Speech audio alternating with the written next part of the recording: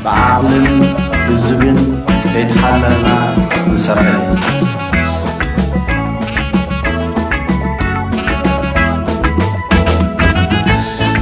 ሰላም ጤና ይስጥልን የተከበራችሁ የቀንደል ቲዩብ ተከታታዮች እንደሚታወቀው ወቅታዊ የአካባቢያችን የፖለቲካ ትኩሳት የኢትዮጵያ መንግስት በተለያዩ ባለስልጣናቱና በተጋባዥ እንግዶቹ አማካይነት እያላዘኑበት የሚገኘው የባህር በር ጉዳይ ነው። ለመሆኑ ዓለም አቀፍ የባህር ህግ ስለ የባህር በር ተጠቃሚነት የሚጠቅሳቸው ነጥቦች ምንድናቸው? ይህን በተመለከተ ግርማ የማነ ከሪያድ ዓለም አቀፍ የባህር ህግ ምንድነው በሚል ርዕስ ለንባብ ያበቁትን ጽሑፍ ነው በዛሬ ዝግጅታችን ይዘንላችሁ የቀረብነው። ቀንደል ቲዩብን ሳብስክራይብ፣ ሼርና ላይክ እያደረጋችሁ ዝግጅቱን እንድትከታተሉ በአክብሮት እንጋብዛለን። መሬት አቆዋደ ይመክለት መንነታይ ድምትክቢ ተንታዜ ጋታተርና እስሪ እስያድይ ፍድሪ አይተቋሙቱ አብታ መሬተይ ባህራ ምድራ ናተያ ናተይ ክብራ ክምለስ እፊ ተዋተይ ወርሻ ቀዳሞት ዑና ብሕሰይ። ዓለም አቀፍ የባህር ህግ ምንድነው? ግርማ የማነ ከሪያድ ወደቱላ አደናይ በትንተይ አልፋሙኔጋ ናይመዋህ ቤተይ በጀካውዳ ሓላይ መናለዋ አኔ ዋልታ አኔ ሓለዋ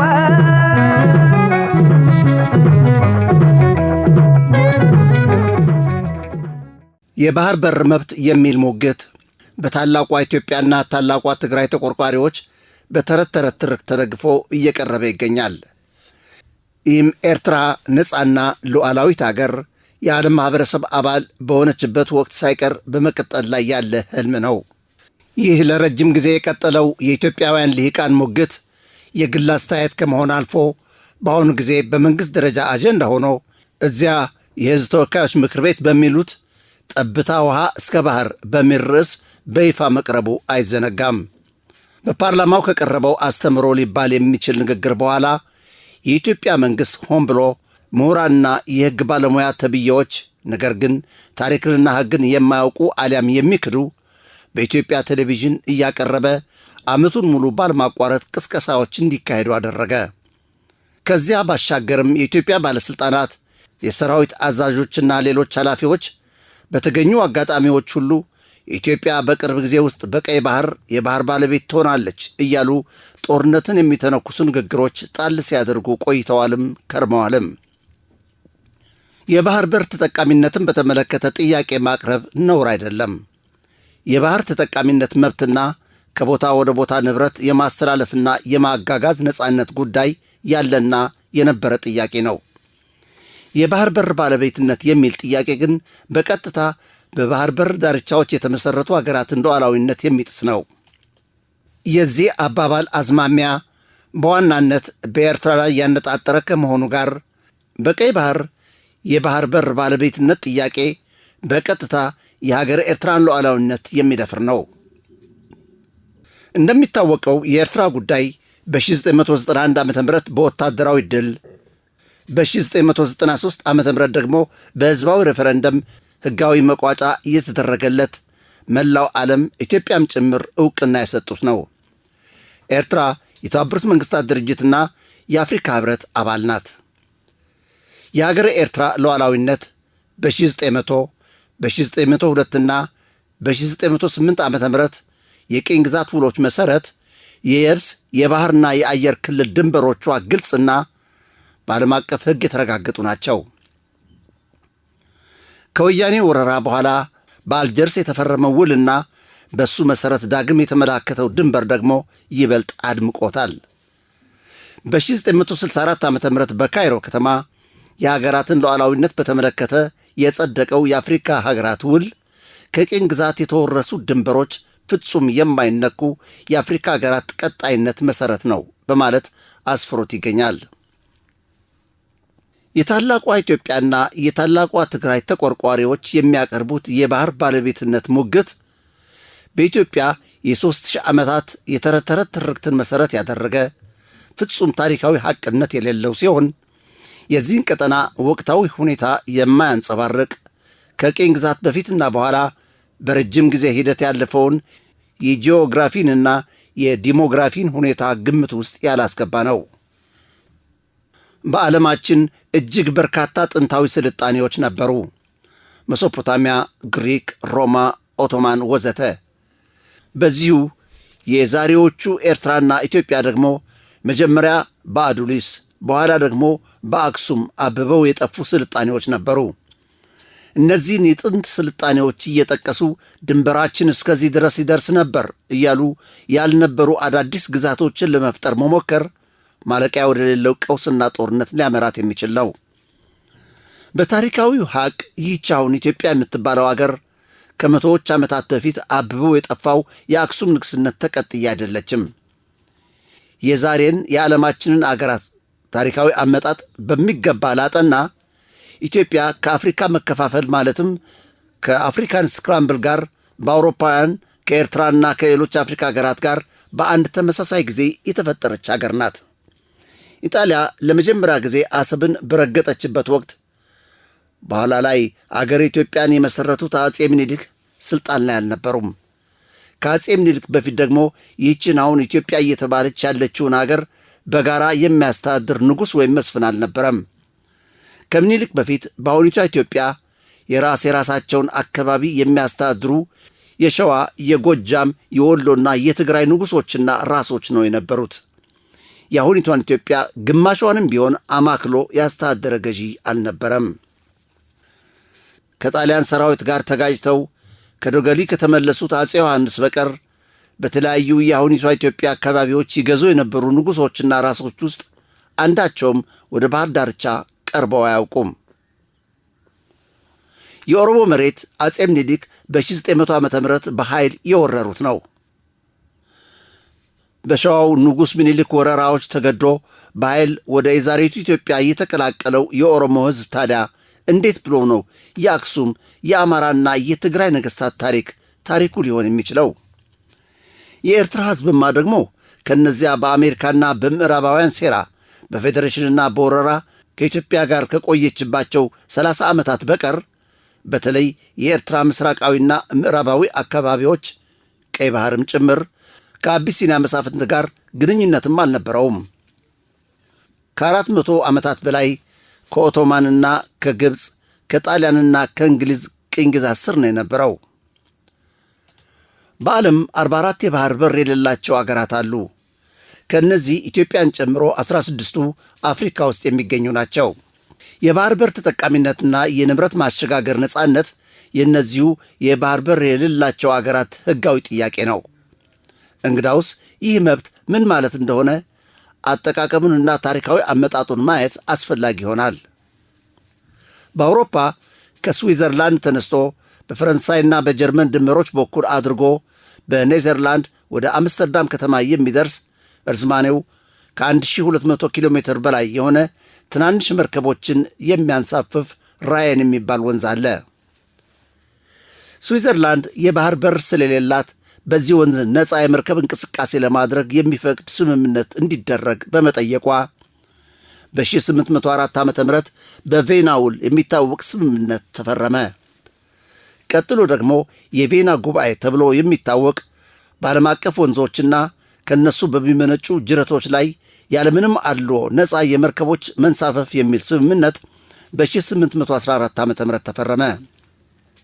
ከዚህም በኋላ በ1921 ዓ.ም በባርሴሎና ውል የሚታወቅ ንብረትን በባቡር ሐዲድና በተንሳፋፊ መርከቦች በነፃ ማስተላለፍና መንቀሳቀስን የሚያረጋግጥ የመተላለፊያ አገራትን ጸጥታና ደህንነትን ግምት ውስጥ ያስገባ ስምምነት ላይ ተደረሰ።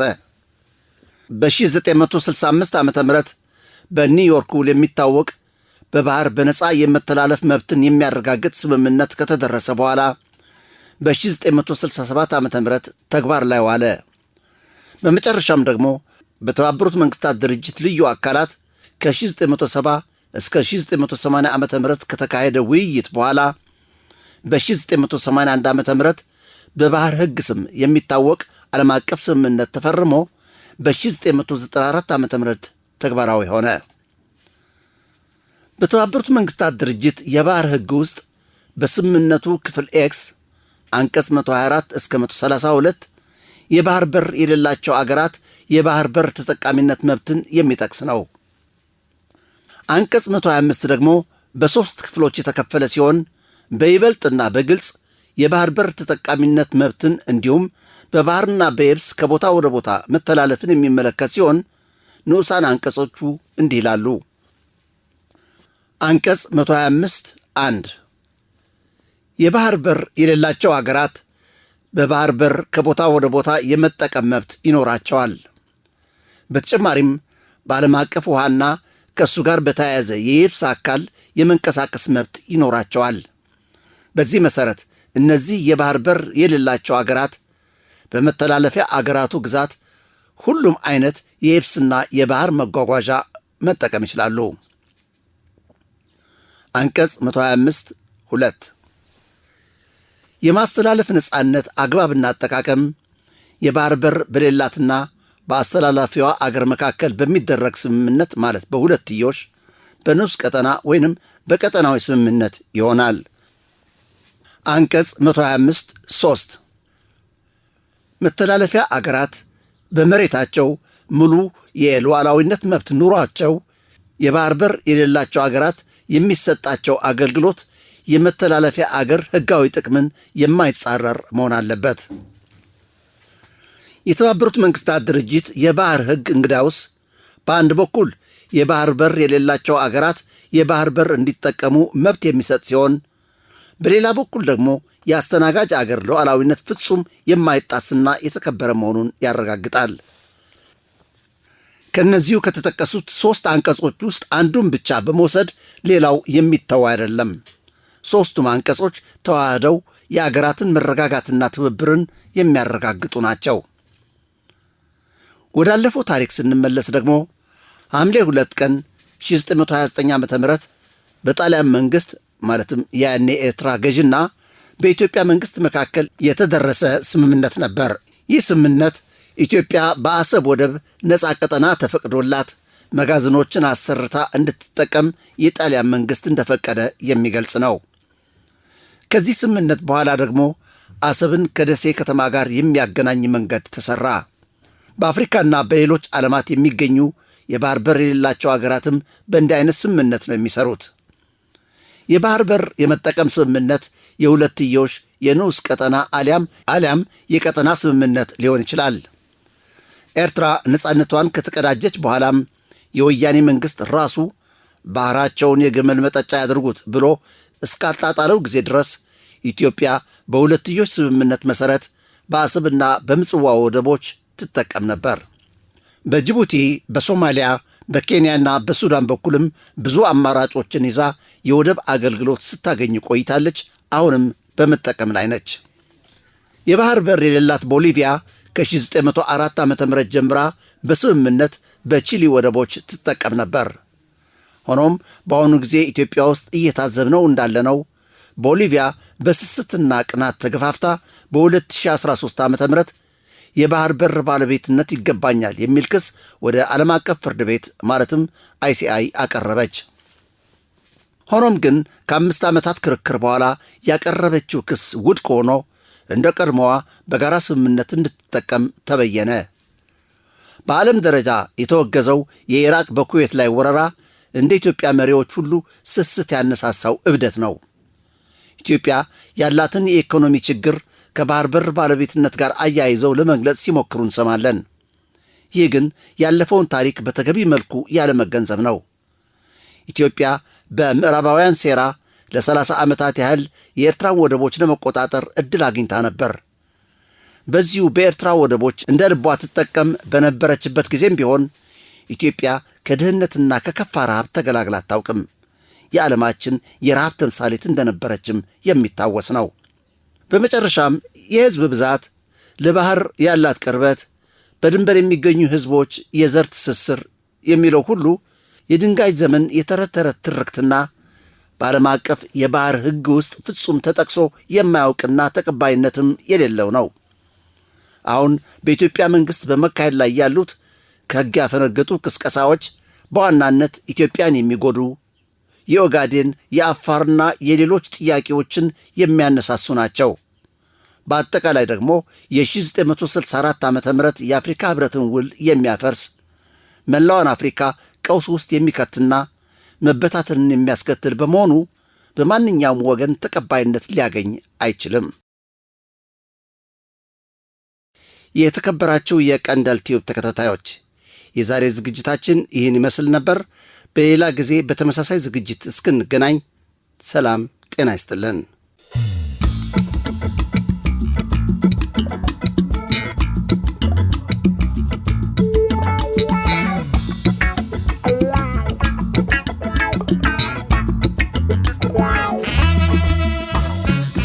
بعقل بزبن يتحللنا نسرعي